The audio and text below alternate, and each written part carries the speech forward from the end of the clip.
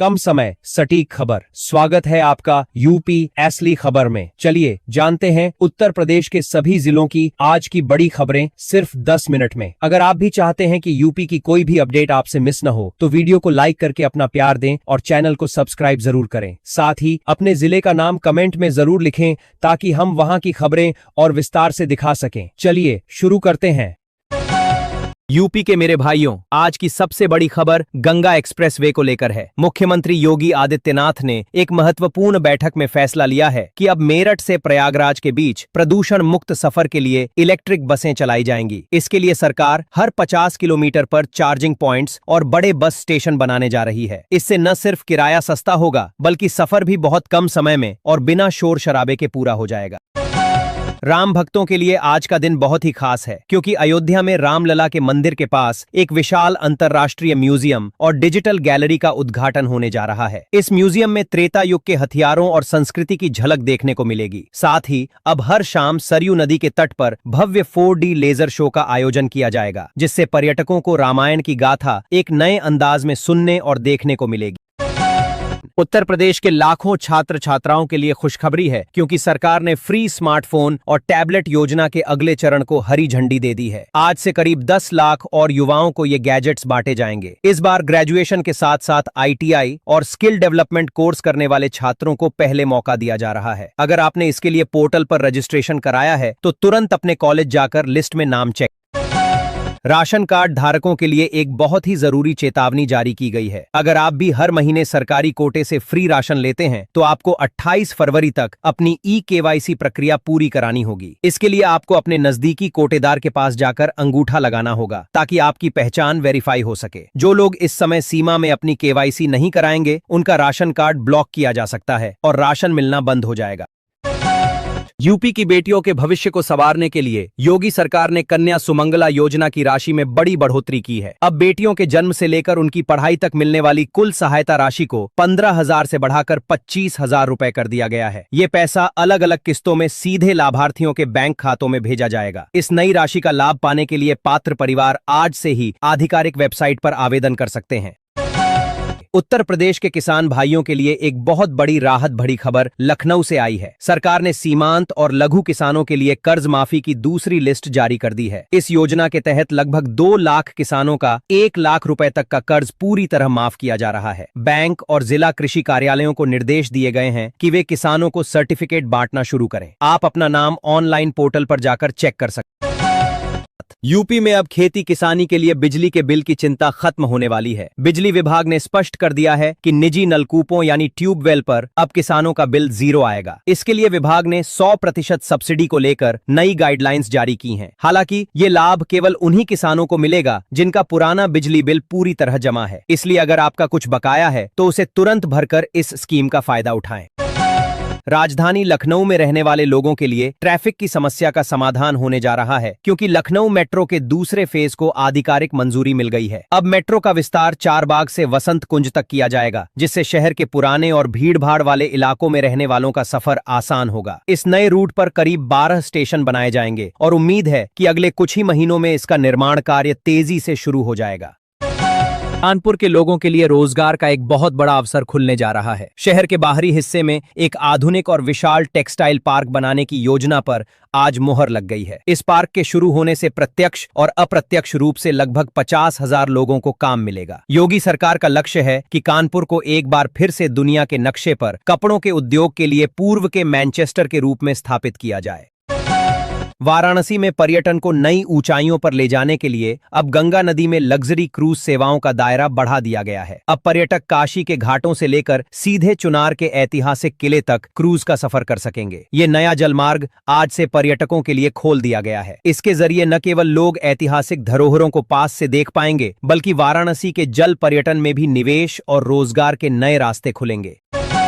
नोएडा और गाजियाबाद में अपने घर का सपना देख रहे लोगों के लिए एक बहुत ही राहत वाली खबर है। काफी समय से अटके हुए बिल्डर फ्लैट्स की रजिस्ट्री अब आज से शुरू हो जाएगी। अमिताभ कांत कमेटी की सिफारिशों के बाद प्राधिकरण ने बकाया राशि वसूलने के लिए बिल्डरों के साथ समझौता किया है। आज से अलग अलग सोसाइटियों में विशेष कैंप लगाकर खरीदारों के नाम पर फ्लैटों की रजिस्ट्री का काम युद्ध स्तर पर शुरू किया जा रहा है।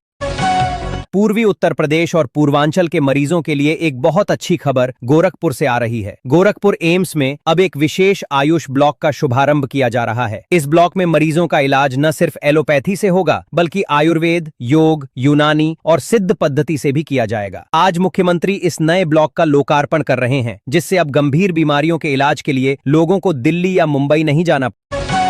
उत्तर प्रदेश माध्यमिक शिक्षा परिषद यानी यूपी बोर्ड के छात्रों के लिए एक बड़ा अपडेट आया है। बोर्ड परीक्षाओं की कॉपियों की चेकिंग का काम लगभग 90% पूरा हो चुका है। शिक्षा विभाग के सूत्रों का कहना है कि रिजल्ट को लेकर तैयारी अंतिम चरण में है और अप्रैल के पहले सप्ताह में नतीजे घोषित किए जा सकते हैं। छात्र अपनी मार्कशीट और अपडेट्स के लिए बोर्ड की आधिकारिक वेबसाइट पर नियमित रूप से नजर बनाए रखें और अपना रोल नंबर तैयार रखें।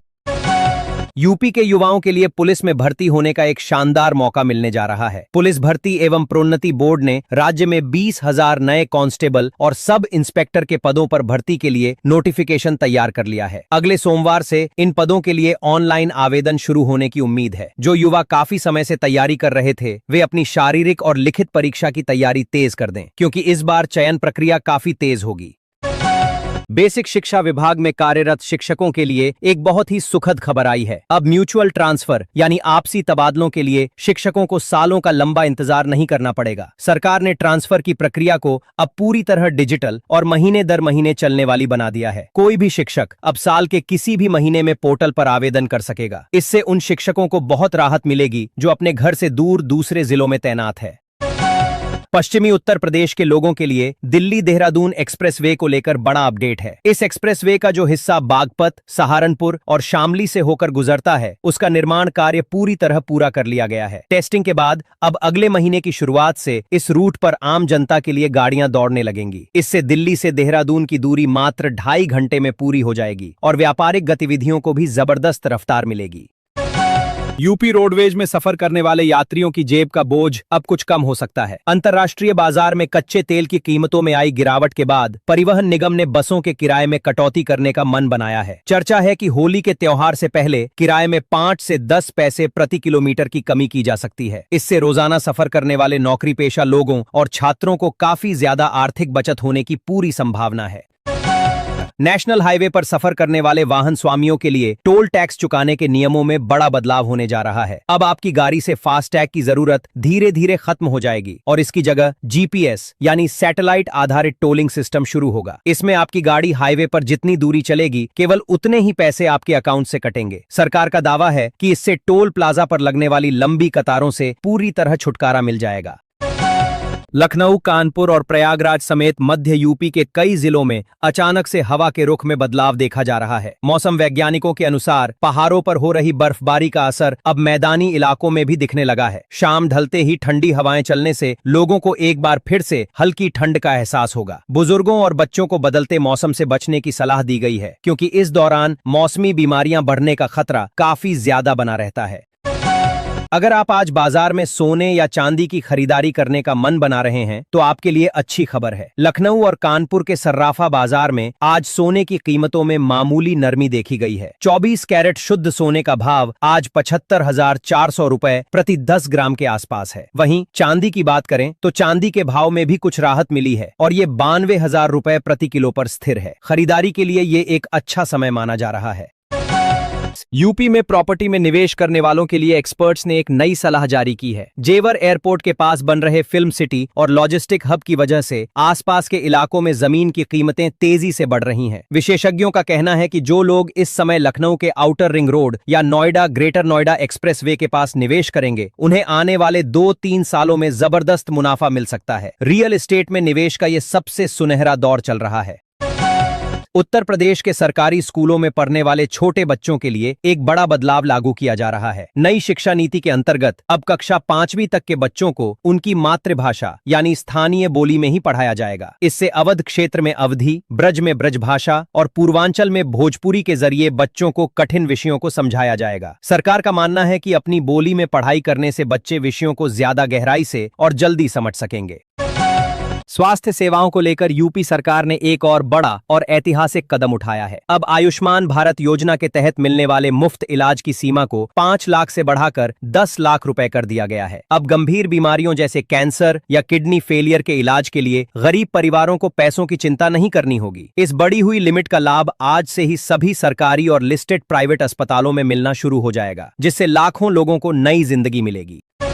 उत्तर प्रदेश के ग्रामीण इलाकों में आवारा पशुओं की समस्या से जूझ रहे किसानों के लिए राहत भरी खबर आई है। योगी सरकार ने फैसला लिया है कि अब हर ग्राम पंचायत स्तर पर एक बड़ी और आधुनिक गौशाला का निर्माण किया जाएगा। इसके लिए हर पंचायत को अलग से बजट आवंटित कर दिया गया है। इन गौशालाओं में न सिर्फ पशुओं के रहने और खाने का इंतजाम होगा, बल्कि वहां गोबर से खाद और गैस बनाने के प्लांट भी लगाए जाएंगे, जिससे रोजगार भी पैदा होगा। तो दोस्तों, ये थी आज की उत्तर प्रदेश की बड़ी खबरें जो आपको विस्तार से पता होनी चाहिए थी। चलिए अब एक नजर डाल लेते हैं आज के राशिफल पर। मेष, तुला और कुंभ राशि वालों के लिए आज का दिन बहुत ही भाग्यशाली रहने वाला है। आपको कोई शुभ समाचार मिल सकता है। वहीं वृषभ और वृश्चिक राशि वाले लोग आज किसी भी तरह के बड़े लेन देन में सावधानी बरतें। बाकी सभी राशियों के लिए आज का दिन सामान्य और सुखद रहेगा।